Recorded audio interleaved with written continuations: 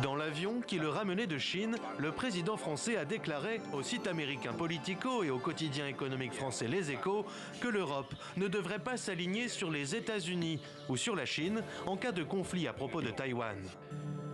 La pire des choses serait de penser que nous, Européens, devrions être suivistes et nous adapter au rythme américain et à une surréaction chinoise.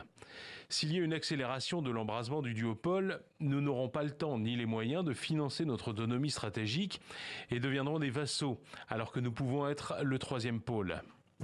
Une autonomie stratégique qui ravit Pékin, au moment même où les Chinois intensifient leurs exercices militaires autour de Taïwan, mais qui sème le trouble chez les partenaires de la France, à l'image de cette autre sortie en mai 2022 devant le Parlement européen, à propos du conflit en Ukraine, répétée quelques semaines plus tard dans la presse régionale.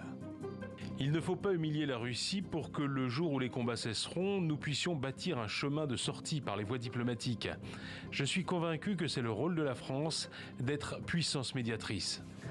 Critiquée à l'époque par Kiev, cette prise de position s'inscrit dans la vision d'Emmanuel Macron d'une France comme puissance d'équilibre au sein d'une Europe souveraine.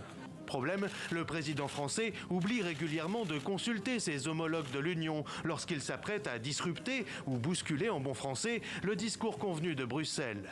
Comme cette autre fois, en novembre 2019, lorsqu'il avait alors estimé que l'OTAN était en état de mort cérébrale.